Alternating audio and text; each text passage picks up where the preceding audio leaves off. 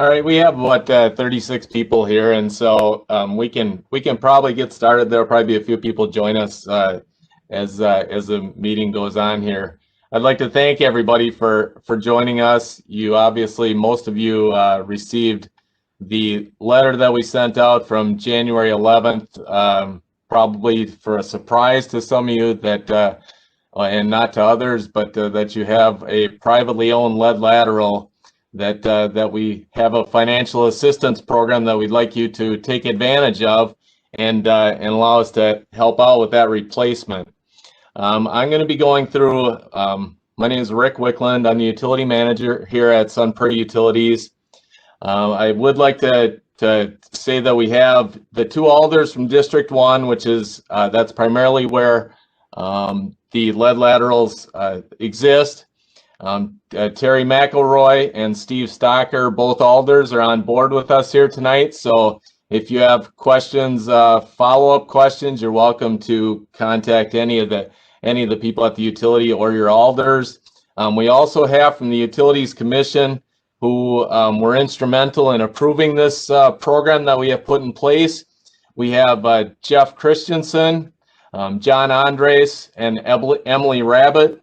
I believe at least Emily, well, no, maybe none of them have the lead lateral, but they're both down in this area, one on Dewey Street and one on North Street. So please share your viewpoints after the meeting. If you're missing anything that we didn't answer, we're going to proceed and go through kind of an overview of how the program came to be, and then we're going to take a look at how we see the process is working.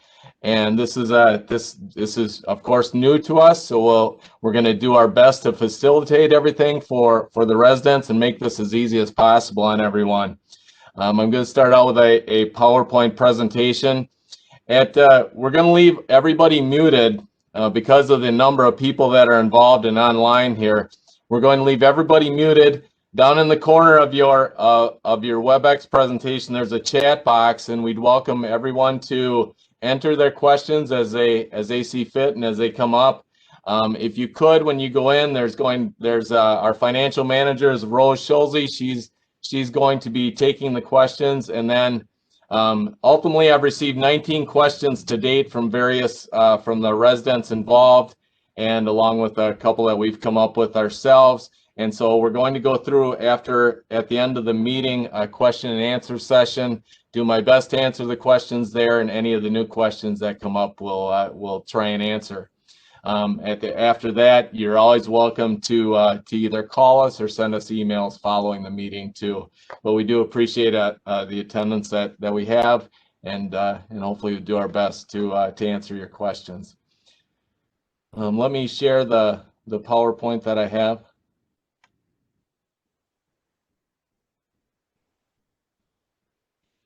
As you can see, what this is that we've put together here is the lead service lateral replacement. It's a financial assistance program. We're here to facilitate by providing some financial assistance and to collaborate with some contractors and you as being the homeowners on replacing your lead laterals. You might not even have realized that you have a lead lateral. The picture that you see in front of you is kind of a snapshot of what is probably in front of your house. You have a water main out in the street at some point, and that water main off of that is tapped a lateral pipe that comes to what's called the curb stop. And that curb stop is located somewhere in the vicinity of the property line. Could be in the sidewalk itself, could be in your driveway. You guys have probably, many of you have probably found it. And it's a little about 4 or 5 inch diameter little thing sticking kind of grass level, and that's what we can turn a valve there and open up or close the water service to your home. From that pipe, that's where the homeowner's responsibility starts. So that's where the private property owner's responsibility is. It feeds from the curb stop, probably directly to the home and into your basement, which is where you'll find your water meter, probably of course on the street side most likely.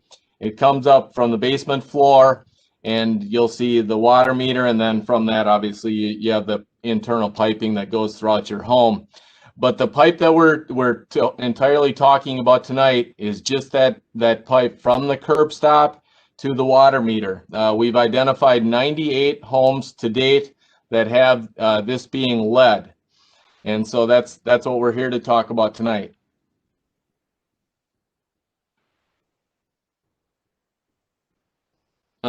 A little bit of discussion about how the meeting will work. I think I told you before, you'll be muted throughout the presentation.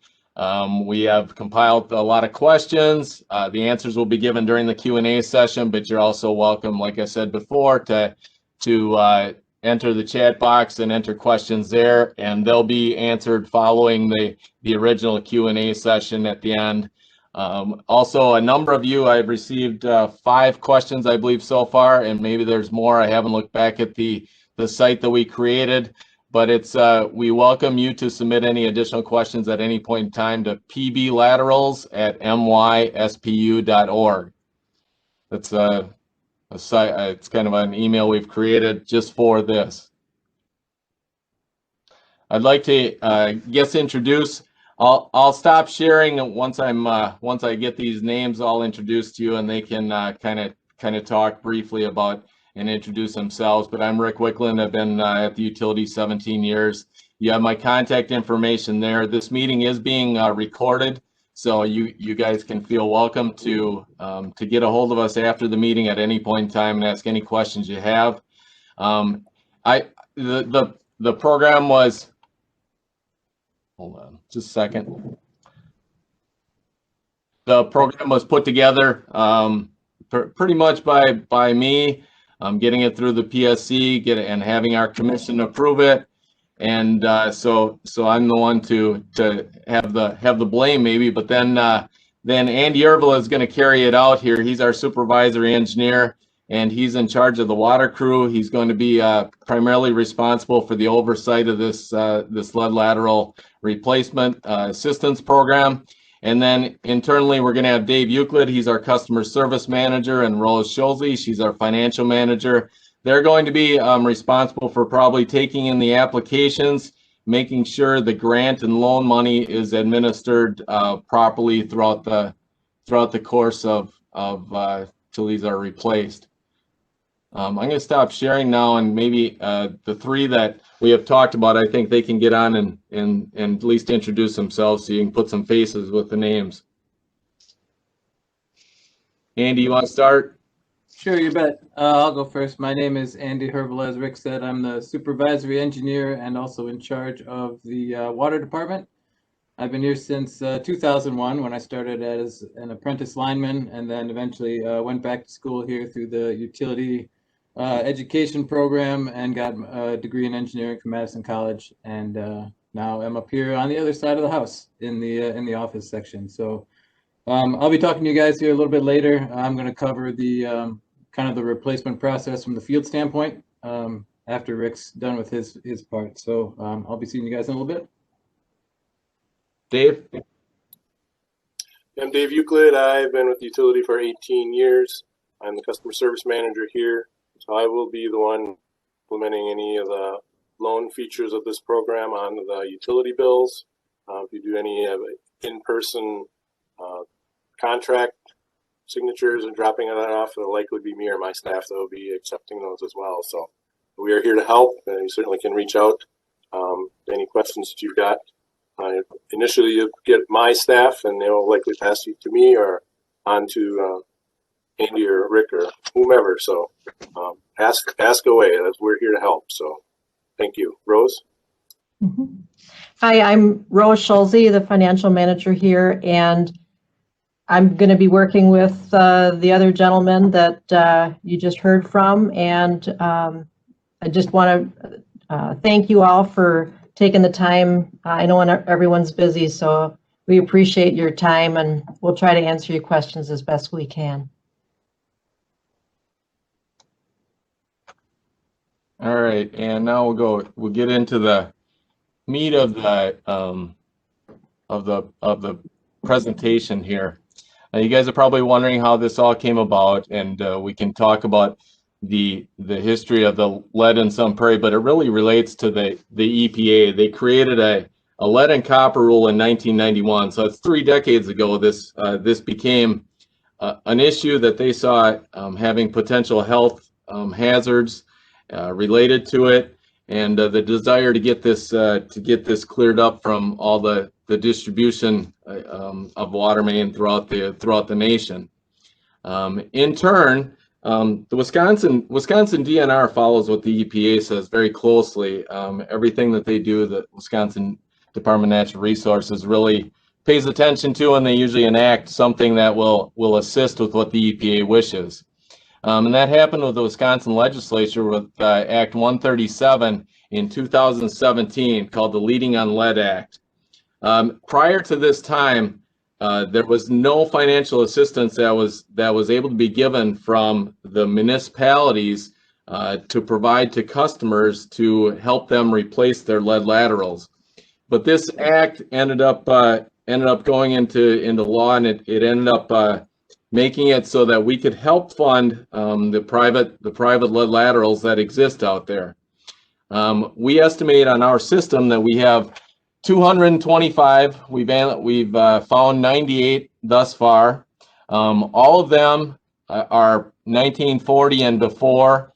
I show one outlier at 1959, but we're going to have to get back in there. I think that's an error.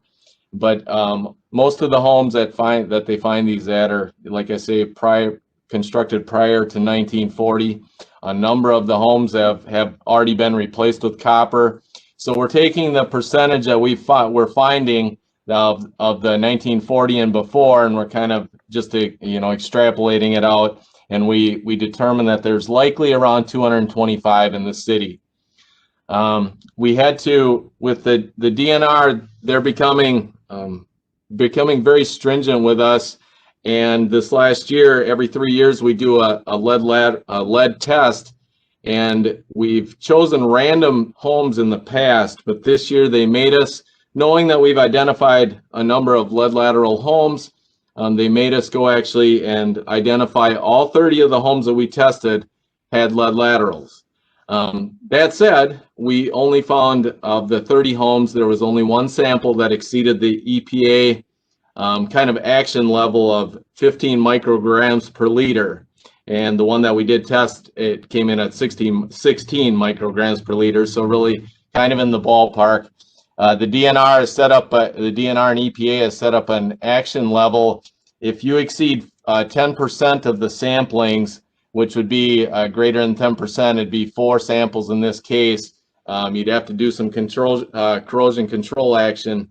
I think the one thing I've seen from the commission, from the mayor, from the city council, they've all been very proactive in wanting to keep the residents of Sun Prairie safe and to act on this lead lateral, the removal of them. And so I think that's kudos. It puts some burden, of course, on some of the residents, but it also, we understand that burden, and we're trying to assist financially with that to help you out with the situation. The mayor started asking me about the Lead Lateral Program in actually 2016. He had seen Madison. Madison has replaced all theirs. The city of Madison, at a point, I believe, paid for the removal of all their lead laterals. And so the mayor was paying attention to what they had done, and he started asking me about it in 2016. When the Leading on Lead Act in 2017 took place, then we went through and through a discussion with our commission, we started to initiate an SPU financial assistance program that happened in October of 2017. From that, we knew that this was going to, we're regulated by the Public Service Commission of Wisconsin. And so the Public Service Commission at this same point in time, they were creating what they were trying to promote to utilities is the ability to have a program that they would regulate, and we'd have to go to them for permission and approval on the program. Actually, the one we're implementing here, we had to go through them to get approved. And part of the approval was creating a city ordinance, and the city ordinance was created and approved in August of 2018, which essentially mandates the removal of the lead service laterals in the city, and the desire to get rid of them all.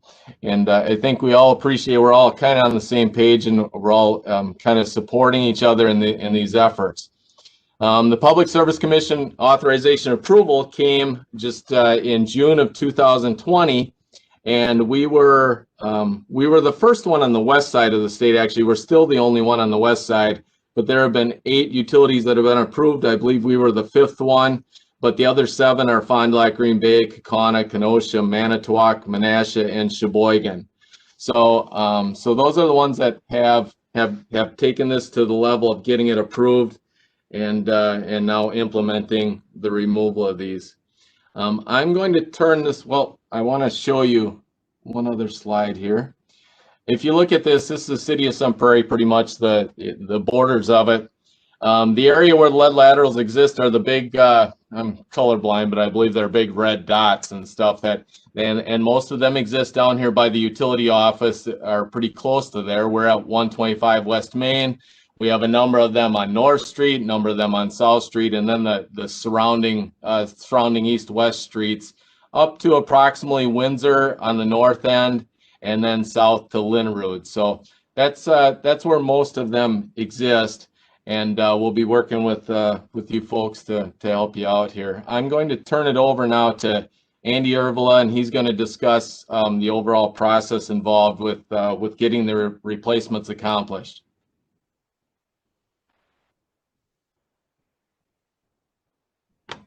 All right, I'm going to share my screen here. It's just a continuation of Rick's PowerPoint, and then after we cover kind of the replacement process from very high level, I'll take you guys on a digital field trip of our website where I can show you where to find some helpful information, and also the contract forms and stuff that I'll be discussing in here.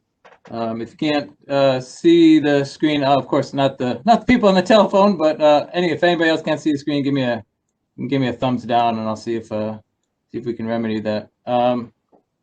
So the process in general, of course, starts with identifying whether it's lead or not in the first place, and that occurs in a couple ways. One is the just standard maintenance that our water department does in either replacing meters, or getting a customer call, or we find a stop meter, something like that. The other way, of course, is by the customer saying that, hey, I think I have a lead lateral. And of course, if they're not sure, we can always come in and kind of be a second pair of eyes to determine whether that's the case. After that, when that comes back to the office, customer service generates a letter, a confirmation letter, to the homeowner, basically saying that, yes, you do have a lead service lateral. Can be part of the program that we're talking about. For all of you folks, the date that I'm going to be talking about for the 3-year window or deadline was January 11th. So 3 years from January 11th would be the end date of the time that you can take advantage of this financial assistance program. So after that, it is, so that's kind of where we're at now, actually. Is this step 3 or step C, where the customer, you guys, are required to go out and get 2 quotes from contractors. An important, I guess, distinction to make is that an excavator and a qualified plumber are needed to do the work of replacing this lateral. There are places that are only plumbers, there are places that are only excavators, and then there's people that do both. We have started to grow a list of what we call approved contractors. I'll click on that on the website also eventually. It's by no means the end all be all, it's kind of a starting point.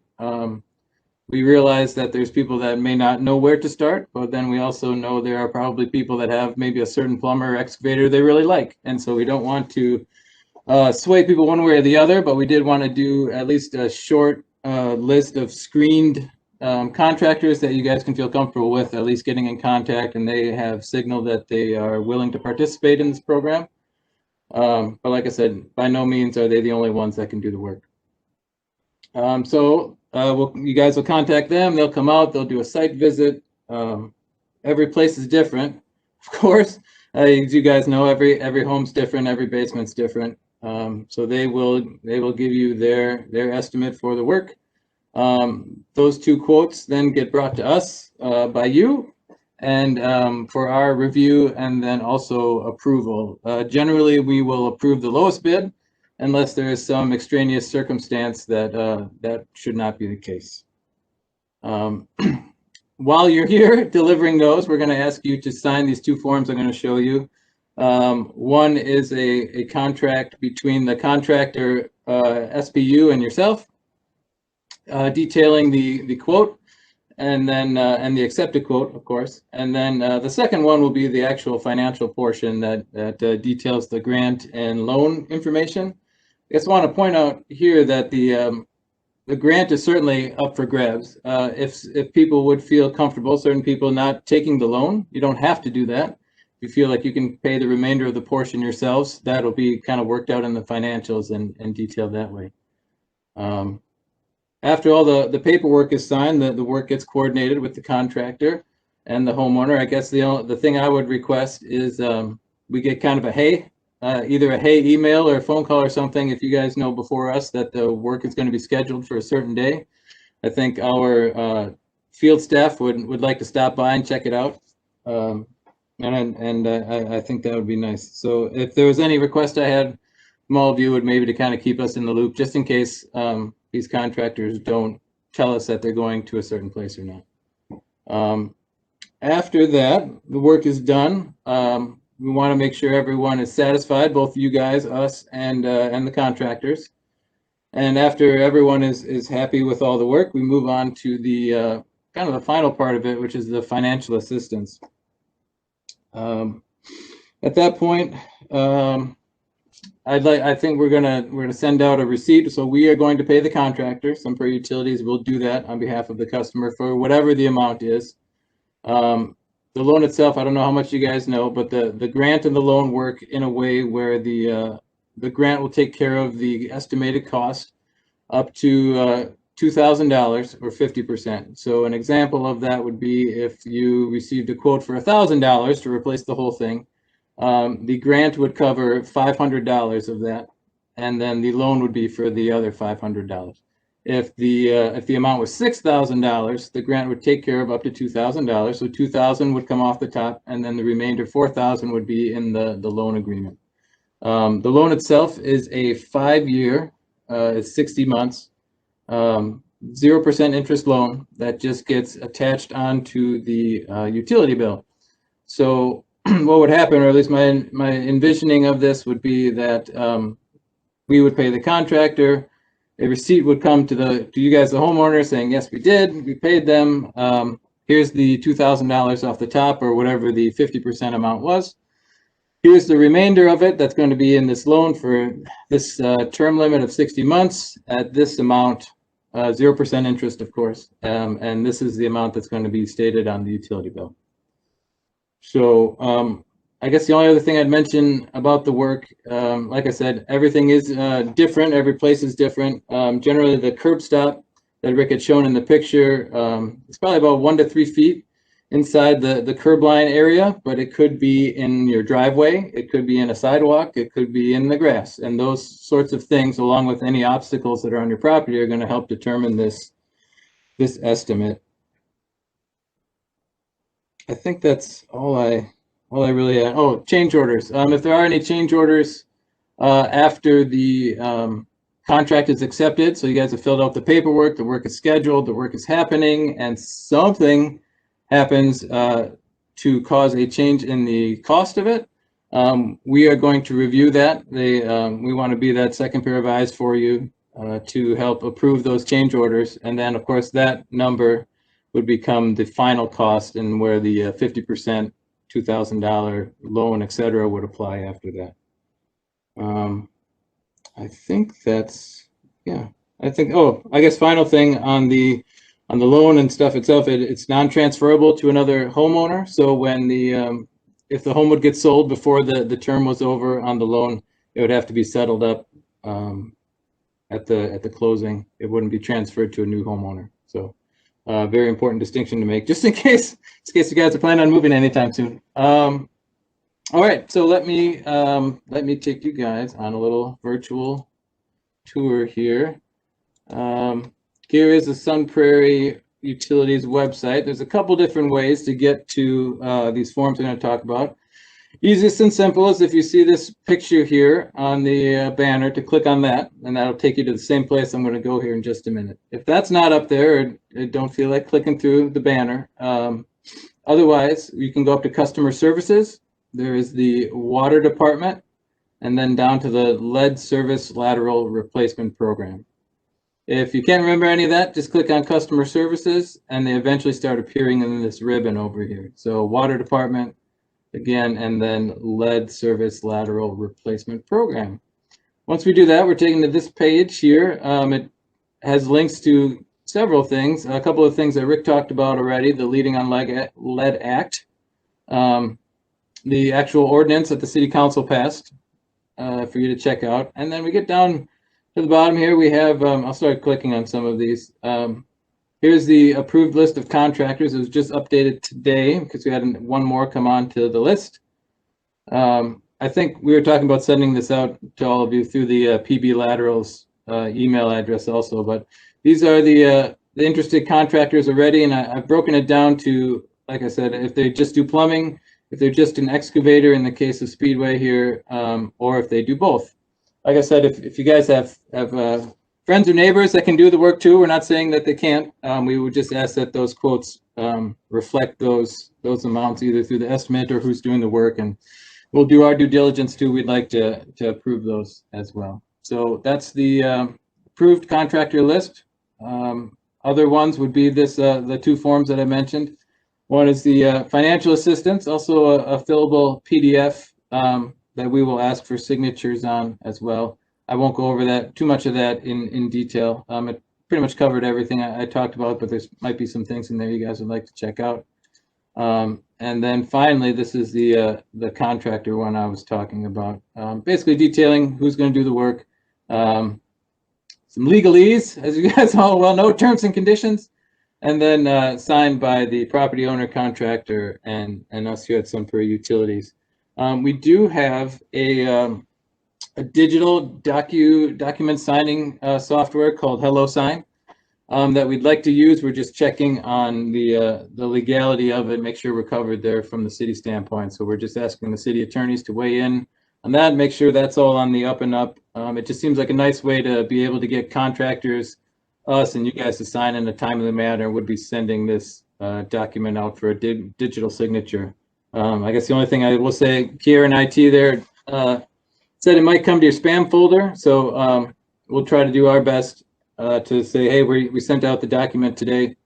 Be on the lookout for it, but it may appear in the spam folders of your email just because it's you know, it's just kind of one of those easy things that could be spam or not. So we'll be sending, we'll do our best, like I said, to send out something that says, be expecting a HelloSign document.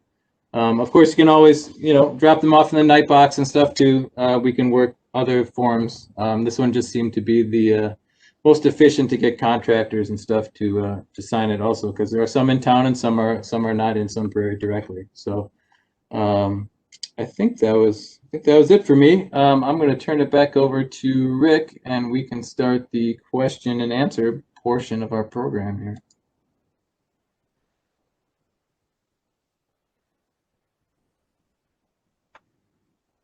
I'm going to go back into now the question and answers here. We have received, I appreciate, looks like a number of people are entering on the chat. And so Rose is I believe compiling these, and we'll answer those. If we don't answer them through the question and answer session here, we'll answer them afterwards as we proceed through this. So I have compiled, I believe it's 19 questions and answers so far prior to the, getting them prior to the meeting here. We'll start out and I'll just go through them one by one, and hopefully we're able to answer everybody thoroughly and make it so everybody understands. Why are we required to do this now? It's because it's based on our our program that we put together for financial assistance. We put together a city ordinance, and through that program for financial assistance, you have a 3-year window once you've been notified to do that replacement. It's part of a program like I mentioned before that we had approved through the Public Service Commission, with the desire by the state of Wisconsin to get rid of lead throughout its water systems. And why is this a mandate? The EPA and DNR have deemed this a health hazard. In conjunction, once again, we have our assistance program and the city ordinance to mandating the lead service lateral replacements. Why isn't the city doing the work and charging residents? The PSC and we went through numerous discussions and procedures with them. They do not want SPU doing the replacement of the customer-owned, privately owned assets. They were nice enough in the legislature to put this process in place by which we can administer financial assistance and kind of coordinate this whole process and administer it, but they do not want us hiring the contractors and doing the work on our behalf, as it's the customer that will do it, that needs to do that themselves. And then what's the potential cost? As we were going through the program here, I was calling around. I called over to Green Bay, I think Menasha, Kaukauna, and Kenosha. We've estimated that the costs are probably going to go somewhere between $3,000 and $5,000. It of course depends on the work that has to be done, the conditions that exist. Actually, Green Bay had told me that it actually ends up being how hungry the contractors are too. So it kind of all depends. Sometimes I think I've heard as low as, a couple thousand to 2,500, and I suppose depending on conditions it could be higher than even the 5,000. But you'll find out as you get the quotes and we go through that process. And then what are the dangers of the lead pipe? They have an excerpt on our website down at the bottom of it that Andy was taking you through. There's a DNR kind of little bit of an article going through the health risks, and on that you'll see that lead, when accumulated over time, can result in brain damage, nervous system, red blood cell, and kidney damage.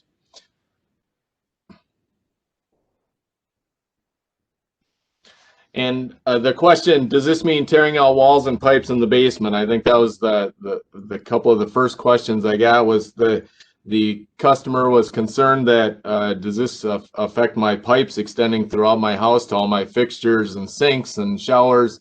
And the answer is no. As I mentioned at the beginning, this is just the pipe between the curb stop and coming in the basement floor in the corner where the water meter exists. It will require, the process will require cutting out a portion of the concrete, probably right beside where the existing lead lateral is, and then feeding a new copper service in that same or close to that same location. And what are the ramifications of choosing not to replace the lead lateral? And the city ordinance we put in place places penalties on to allow us to up to service disconnection, financial penalties, and then the allowance of service disconnection. I can tell you that we don't want to do it. We do not want to penalize. We want to assist financially and get these things done, and hopefully we can help in every way. The ramifications really are, after 3 years, the expiration of financial assistance, and that's the $2,000 worth of free money, and then the 0% interest loan for 60 months, and then the likely, I don't know if it's devaluation of the property or if it's just reducing the amount of potential people that want to buy your home. I know here we receive calls from prospective buyers of homes in the area, and they've asked us, is this a lead lateral home? And when we give the response as to whether we know and what it is, then if it does become lead lateral, a lot of them will move to another site and select a different home. So I think it actually does kind of help the overall home value. Will this involve replacing pipe throughout my home? This is kind of the same as question 6, I guess, and the answer is no. Based on the age of the homes, though, if they're early 1900s, we cannot determine whether you have, your internal plumbing has lead pipes or maybe lead solder. This is just strictly to replace the service between the home and the curb stop at the property line. If there's street construction scheduled, will the contractor be awarded the lead service lateral replacement work? And SPU's intent is to work with city engineering to assure that the customer will receive a quote for that work during the street reconstruction. We think obviously there's probably a large cost and efficiency advantage. So we may actually, relinquish the 2 quote minimum depending on what we see the cost. So when the city puts this out to bid, they'll add we see it like they'll add an item on there saying, hey, could you provide these respective residents that have lead laterals on this street? Could you provide them with quotes such that they can coordinate this work at the same time? A number of people, Dewey Street is the one that's going to come up in, I believe, the next year. That's a reconstruction that currently has ductile iron pipe as its water main, but it does go to a number of lead laterals from the curb stop on in. So we're going to try and make that coordination work. If you're willing to wait and want to wait, you're welcome to replace it, ASAP too. But if you're willing to wait, we're going to try and coordinate this work through the city engineering, and assist us with the bid process and getting the customers the quotes they need. And then what if a customer defaults on loan repayments? SPU can make collection efforts on the missed loan payments, including debt certification with Wisconsin Department of Revenue.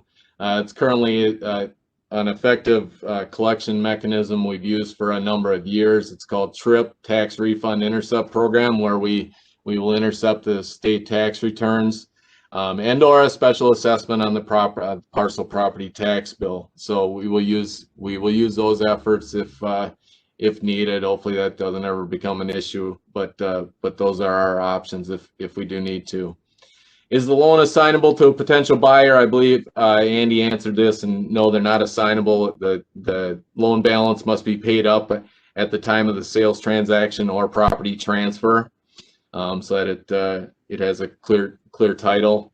And then what obstacles or hurdles might affect the replacement cost? The ones I can think of and have heard about would be some have finished basements where the water meter's right in the location. It has a big closet. It's put in a closet essentially, so that space is tight. Could be landscaping, trees near the curb stop, the fact that the curb stop's in the driveway, in a sidewalk. The length of the curb stop, of course, or the length of the lateral, of course, affects the cost of it, and probably the season that it's done. As you can see right now, we're covered with snow. My guess is a number of you will probably want to maybe wait till spring to do it. It is possible to do now. Of course, frost is in the ground, but it can be done. But probably it'll be better early in the spring. What measures can be taken now to limit the lead exposure until my service is replaced? The recommendation, and you can once again read that DNR article that's on the website. But running water for a minute or two should flush the water previously sitting in the lateral. And it might be best to consider drinking bottled water instead of tap water. And there also are certain water filters that can remove the lead. We were researching some Brita filters, and so they are out there and available. Must I get 2 quotes, or is one suitable? We're mandating 2 quotes. I had mentioned if on the street reconstruction ones, depending on what the quotes come in at, we'll analyze those, and we do see the efficiency and coordination. But under normal circumstances, we need 2 quotes, and then we'll likely provide financial assistance based on the lowest quoted one, unless there's some type of, like I say, extraneous circumstances that make it so that quote or whatever is not sufficient.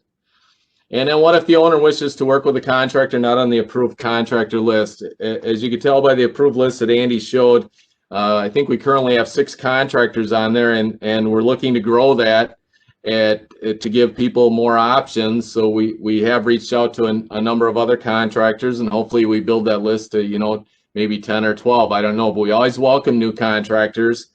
And if you have a friend that can replace the lead service lateral, but they just want to do yours, it's like I tell them to apply, and we'll hopefully be happy to put them on the approved list and give you the financial assistance for that.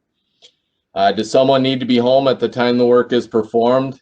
When I originally answered this, I said, depends if you want your refrigerator full of food or not. But then I said, no, the construction's, you do have to be home, and the construction is likely to last about we were told by a couple people that have had it done already, right around a half a day, maybe up to a full day. But I think it's important for the homeowner or somebody to be there, as the gentlemen are going to be working in the basement.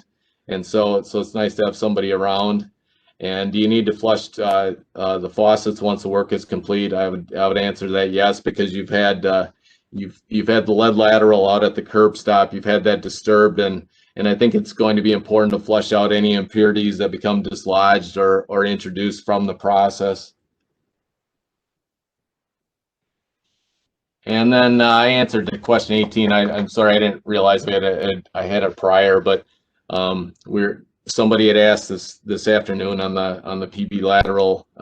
It came in asking about Dewey Street, and so the answer is, once again, yeah, there's likely some efficiency, cost, and coordination advantages to getting quotes from the contractor that's going to be doing that street reconstruction and completing it in conjunction with that job.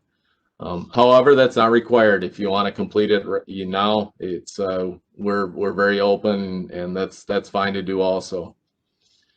And then why are we just acting on the replacement effort right now? And it's mainly because the state legislation came out in 2017 allowing for the financial assistance. And after that point, then it became kind of a priority for the Utilities Commission, the City Council, and the mayor to develop a program that's going to become a safety measure, whereby we take the lead out of the private assets in the city that are currently led from the laterals. So I think that's all the questions that I have prior. Now we can I think Rose hopefully has compiled some chat. I'm going to go back and stop sharing this, and then we'll go back and have a discussion on the remaining questions. Okay. It looks like we received 7 questions. Can everyone hear me? We can. Okay. The You first give all one, the answers too, Rose. oh, well. The first one is there a standard specification for the work? Also, did you say there is a standard contract between all parties? Thanks. Andy, you want to answer that? Sure, there is a standard for the work. We have our own construction standards that are included with the City of Sun Prairie's general construction standards. They're actually available through the City of Sun Prairie website in their engineering tab. They were recently updated, I think, in 2020, March of 2020. And they do have, like I said, standards for installing those laterals that the contractors would have to adhere by. And also, the day of that installation, it'll be inspected by the City of Sun Prairie plumbing inspector as well. So there are those mechanisms there to make sure it's done in the proper way. In approving the contractors here, we've asked the question, how many lead laterals have you replaced in the past? And that's very important to us, to get somebody, contractors with some level of experience in here. At the same time, like Andy said, they're going to have to get a plumbing permit. They will also, if it's affecting the street right away, they're going to have to get a street opening permit. So those two things, we're going to be working very closely with the city, the utility, and the contractor to make sure everything is done in a proper manner. As part of that answer to that question, on our website with the forms, the one form is the customer side lead service line replacement contract. buy-in between the property owner, contractor, and Sun Prairie Utilities that Andy had up on the screen earlier. And then there would be also not specifically answering this question, but then there would be the separate form for the grant and loan agreement between the utility and the property owner. The next question, how long is the work expected to last?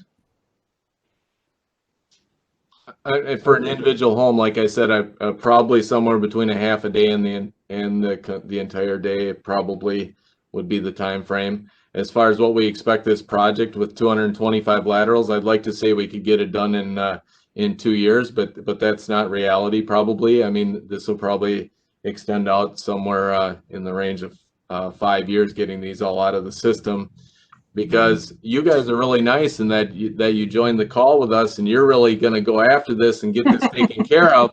But not all residents are like you, and some even if you say, you know, you're going to do it for nothing, they still don't want you in their basement for some reason and stuff. So it'll be a coordination efforts and a little bit of pestering involved with it, but we appreciate everybody's cooperation, and we're looking to help anybody and everybody to get this done. Rick, I guess I'll chime in just on something else. It might go without saying, but there will be a water outage required as part of this. I'm not quite sure how long. It depends on how the contractor would like to do it. If they're going to wait until the last minute to be able to cut the old out and pull in the new and get it to a point where the outage is minimum, I guess that's ideal. But there will be a point at which time that your homes will be out without water for a little bit. And then, like Rick had mentioned, flushing them afterwards for a period of time to get all the particulates or anything else out would be essential as well. Okay, the next question, what is a reasonable expected cost for this? And if we decide to sell our home in the near future before this has begun, are we still responsible for it? Well, the answer would be, I think I gave the expected cost somewhere probably between, we budgeted $4,000 when we put the program together and sent the estimates to the Public Service Commission, and they thought that was, I believe, a really good range. Could be between, you know, hopefully between 3,000 and 5,000, somewhere in there will be the estimated cost for it. Okay, then we have, if we need to have sidewalk or driveway tore up to replace this, is that another contractor we need to contact, or does the excavator take care of that and replacement? Andy can maybe answer this, but the excavators are skilled at replacing asphalt, concrete, and they will be expected to do the replacement of that. It's in a driveway. I'm sure it ends up being you cut out a square and making it such that you're leaving the driveway in hopefully near as good a condition as you started with it. Same with the sidewalk. They'll take out a complete piece of sidewalk and then re-pour that when the work's complete. Yeah, I guess I'll echo the same. It's pretty spot on. The only thing I'd say is that it may not be the excavator themselves. It may have a subcontractor or someone they like to work with. And it may be something where they wait to get maybe 3 or 4, you know, if they have 3 or 4 sidewalks in Sun Prairie they can do in one day, they like to try to put those together. If it's, you know, a square here and a square there, it doesn't help those guys out either. But it is coordinated through the excavator and possibly his subcontractor, but it will be in the estimated price. It won't be like another separate price you'll get from another contractor. It'll all be through the excavator themselves. Yeah, just to reiterate, when you look at that approved list of contractors, reach out to the excavators because they're going to be the main. They're going to be the main contractor, and if somebody's just a plumber, they'll be subbed by them. But we've talked to all of them and explained what has to be done. I think they're all on board and ready to go. Maybe a question kind of going along with the construction side. Says if the curb stop is stuck when the contractor starts, will I, the customer, be responsible for the cost of that? I can take that one also, I guess. I'm surprised you guys don't think all those are going to turn like butter on an older home, but yes, we may run across some that are stuck or in need of a little bit of maintenance. That's where we come in. The curb stop is owned by Sun Prairie Utilities. That is the endpoint, the shutoff valve, if you will, the line in the sand between public and private, but it is ours. So we will take care of that maintenance as it comes. Like I said, some of that communication would be really helpful if you guys know, if we don't hear about it, that hey, mine is being replaced tomorrow. It might be something where I send out the guys to do a little preemptive work and make sure that does work, or what we'll be getting into. It's like, oh, that thing doesn't turn super well. Contractor X, give us a call when you guys are close, and we'll make that part of the issue. We may change it. I was talking with Rick today about this, actually. We may also just have the contractor change it, the excavator, since I was down there anyway. But it would just become a separate itemized line item. It's not like you guys would be expected to pay for that part. We would just ask the contractor to split that portion off, and we would be covering that because it is our facility. So we want to leave the job the brand newest we can. So if the curb stop's not functioning properly, that's something we'll certainly take care of as well. All right. Next one, we were told we did not have lead laterals, but had another metal that often leads to lead. We were identified as having lead for the purpose of this program. Does that seem accurate and/or appropriate? You want to take that, Andy, or you want me to? I don't care. Flip a coin. Why don't I go first, and then you can veto me, or just in general, just override everything I say. No, I'm kidding. There are, when the program started, from my understanding of us inspecting these laterals, there were some that are galvanized. Galvanized is another lateral material. We had heard that it could have some lead solder in it as a galvanized service lateral. So that could, that is a potential there. But so when we had first started inspecting these, we were like, oh, it could have lead in it that way. So they wrote down lead. Now we've gone to the point we wanted to make sure we just kind of dealt with the facts. We didn't want to speculate. So we decided now on all these inspections, when we kind of caught this issue, to just write down what we see. So what we're seeing from the water meter into the foundation of the basement or the basement floor is what we're going to identify. We didn't want to speculate in that manner. Now, if we find some that way eventually, and there's a way to do that, we will want to make sure that those are also being taken care of. But for right now, the program itself is just dealing with the lead we can see, meaning the ones that we can say absolutely for certain that's a lead lateral coming up out of the ground. I think there is a push. This is where Rick will probably chime in. I think there's a push to also address galvanized in the future, but currently this program deals with lead laterals specifically. Yeah, I think it's handle the main health issue of getting the lead out, because that's it's pretty pricey when you look at it throughout the state of what it's going to cost to do. And galvanized, it does get brought up at various levels and at various conferences, and so I don't know what'll happen in the future with that, but right now this program is strictly for lead services, and any that were identified as galvanized were incorrectly identified by our crew that went out. They should not have put lead in there, and so if we need to go back at a couple of these and re-identify them and give you a comfort level that it's lead, we will do so. Will the portion of the lateral that is the responsibility of the municipality also be replaced during this process? If you look at the city, obviously you see the tons of street construction that's been going on in the last, 2 decades that I've been here. It's just nonstop. So all of the streets have been done for the most part, and I'll tell you that's less basically one or two that we know of. So all of the streets that have homes that are prior to 1940, the street reconstruction has been done. What if it was lead main at that time, which I can look back and see, but that's all been updated to ductile iron, and it's all been replaced up to the curb stop of each one of these. Now, you guys are probably familiar with, where you go up by the mobile station off of Main Street here, you turn and there's an old section of Grove Street. I believe that all the homes there are 1900. I think they resurfaced the road going in past those homes.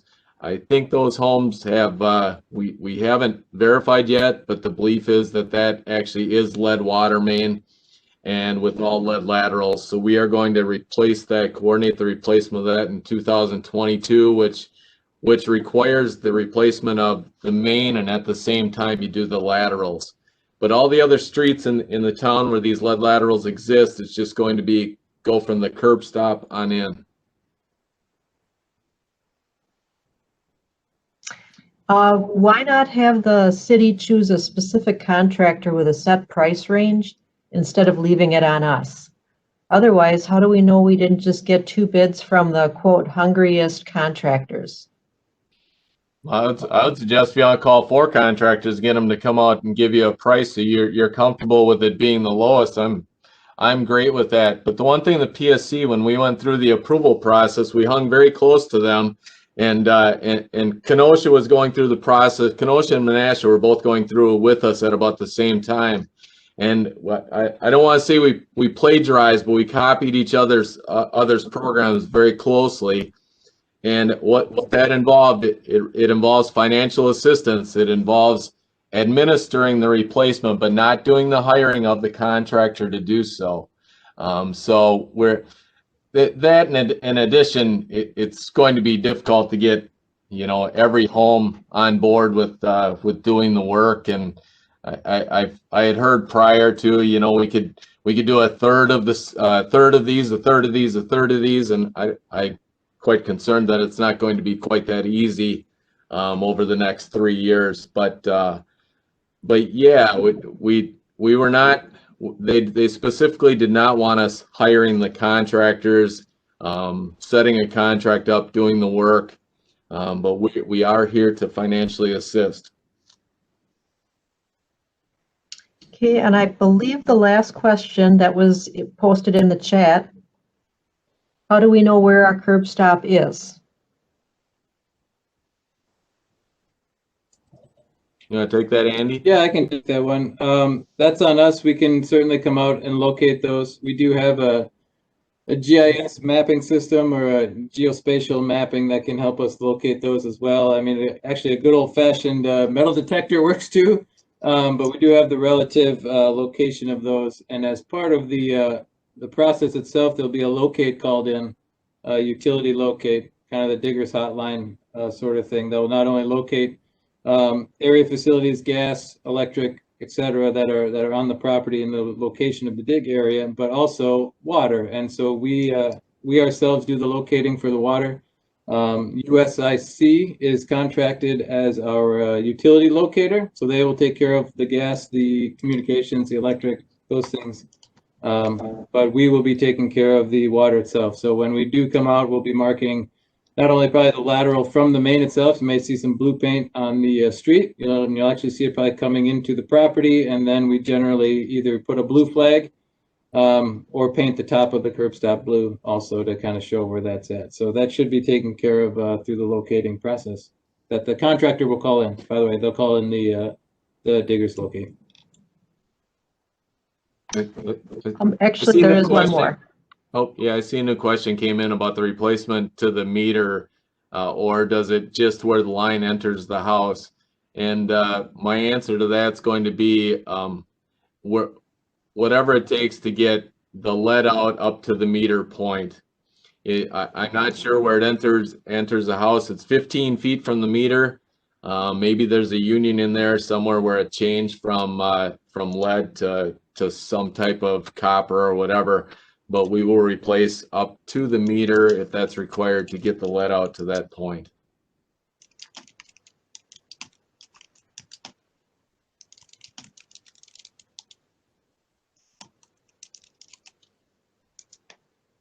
There's another question. How do you envision the work being implemented with multiple projects? Some owners may not be available or could be available if they know ahead of time. Can somebody help me out with what that's saying?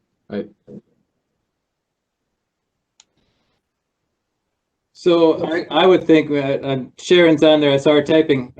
Hey Sharon. I would think maybe it might be like the getting your roof done sort of thing, where you have multiple people occurring on one street. If they could maybe team up that way, I think there's some coordination that could happen. That's what I was thinking about. Like I said, the roof analogy. But someone gets theirs done on the street, and maybe gets a sign in the front yard that it was so and so that did the work, and that might help that contractor get work down the street, I guess, as well as they do a good job for that person or not. It'd be great. I think the more coordination, the better. That's why we were trying to do that with the city and Dewey Street. Obviously, I think if even residents, neighbors, what have you, could team up, I think it would help save on the mobilization costs. So mobilization is the cost that it takes those guys to roll out their stuff. So like we were talking about with the sidewalks, they roll the same size trucks for 1 square of sidewalk that they roll out for 20 squares. So if there can be something where there's multiple ones on the same street, or the next, maybe the next block over or something like that, there may be some savings on that mobilization because they'll already be in the neighborhood, I guess, kind of thing. And they could maybe, jump from one to the other. The excavator's done and the plumber's doing his work. Maybe they go to the next one. That could be something that could happen, I think. So that's what Sharon. Is that better? Yeah. Okay. Yeah, we'll do our best to, being we see all these agreements come into play. I think we'll do our best to analyze who's working where and keep update. We work with a number of these the contractors who are on that list. There's a few of them that do work for us and with us, so we're very familiar with dealing with them, and we'll definitely reach out and try and help everybody, and maybe notify that, yeah, they're going to be in your area in a couple weeks. Would you want to consider taking the jump and getting your lateral replaced at this time? So whatever we can do to help, I think it benefits everybody. There's one on here that, Andy, maybe you could write this down and we reach out to it's about Sacred Hearts and the daycare church and school and parish. And let's work with them separately. The person wants to know about what their facilities consist of with lead. And if that person doesn't mind, we'll reach out to them separately and help them determine what is actually out there. Is that Dominic? Yeah, no, Dominic, if you could send some contact info or the best way to reach you to that PB Laterals email address. Otherwise, obviously my contact info is there too, if you'd rather just call or something. But we'll get in touch with you and we'll talk through it. Did we answer all the chat questions? I hope so. No, I think there was one yet on an outage house by house basis one. Okay.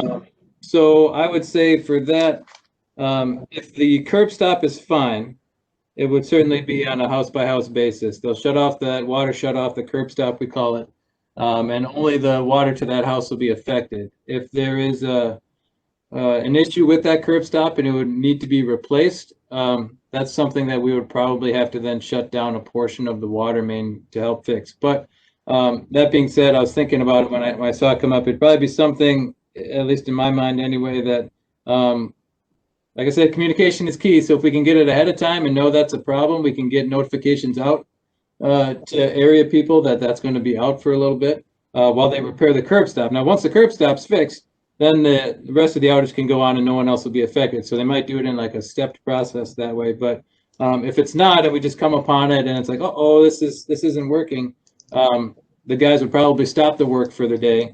And so we can notify people, give them enough time to know their water will be out for a little bit while this curb stop is replaced. Curb stop doesn't take too long, especially if they're down there already, maybe 20, 30 minutes, something like that. Sometimes it's you knock and people are there and it's okay. Sometimes, like I said, people like 24-hour notice. So definitely a case by case basis, but if all of you can can help us in knowing that it's happening, a day or two ahead of time, and we can get out there and maybe make sure these are working, or maybe diagnose if there's going to be a problem. That'll really help for sure. I see a new question came in. If the work comes in under 2,000 at 2,000 or less, would you pay in full? And the answer is we'll pay a grant for 50% of that 2,000 or 1,000, and we would offer a loan for the remainder if that's needed.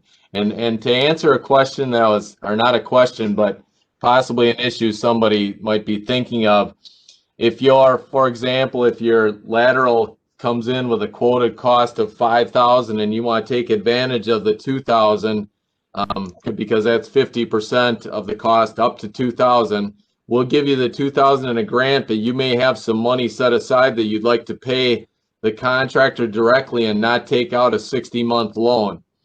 And so we would say, yeah, that's fine. You pay the contractor directly. We'll just pay the 2,000 to that same contractor and send you a receipt stating that, and then your bill would be, the contractor's held whole, and he'll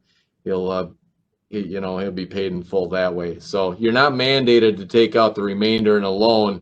It's just something that we're offering to allow you to allow a little more assistance.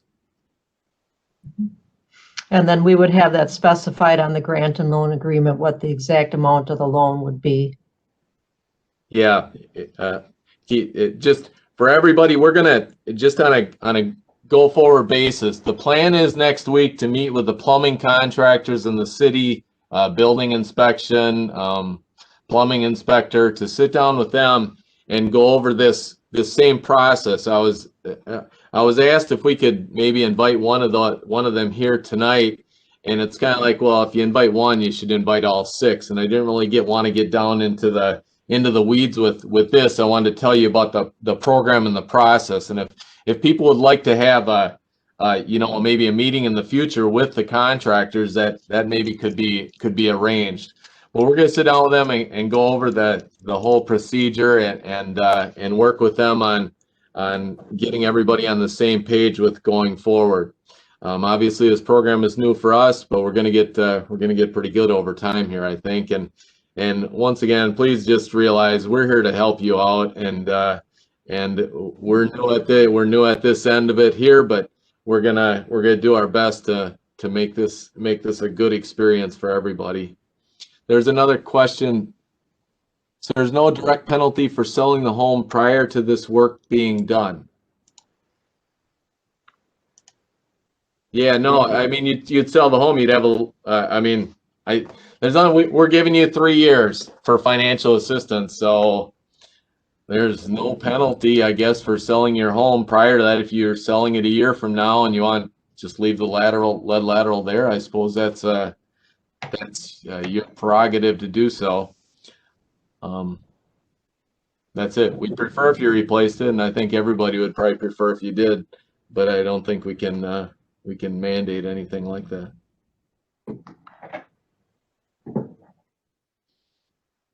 Anything else? I believe we covered everything that was in the chat.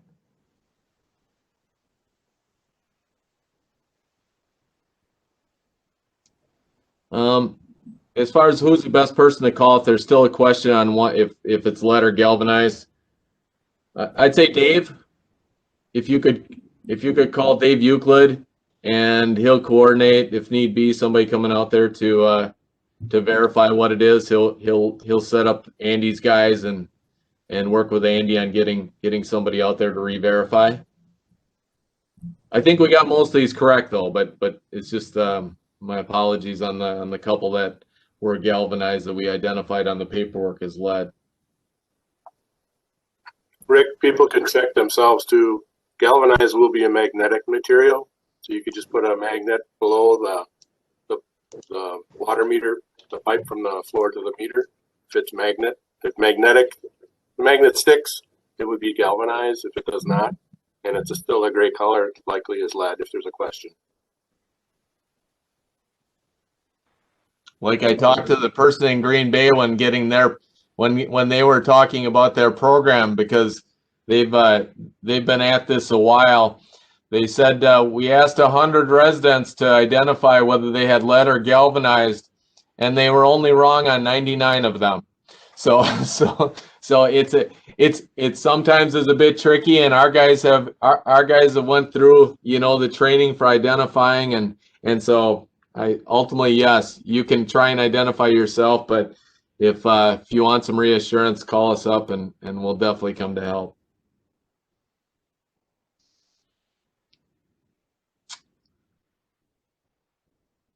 Anything else from anybody? We appreciate you all for hanging on. We still have 36 people, so I think we had got it up to 44 at one time, and we appreciate everybody hanging with us. If you want to, if you have any recommendations, this will not be the last of these types of meetings, because we've only reached out to 98 people, and maybe we had like 25 of them show up here.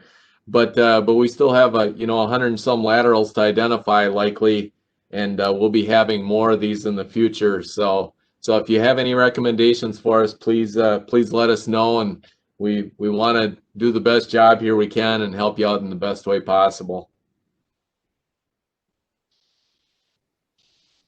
Yeah, I guess I'll chime in too. Like I said, if you guys have any other questions, feel free to use that PB Laterals email, or of course give us a call too at the office. And you know, you might be sitting on a question maybe tomorrow or something that you have. Just like I said, feel free to contact us here, and we'll get you the answer for you. The great part is you're only a couple blocks away, probably. The most distance you are away is probably like a half mile. So we're here for you. And if that's all we got, we'll let you go at that. Once again, thank you. Thanks, everybody.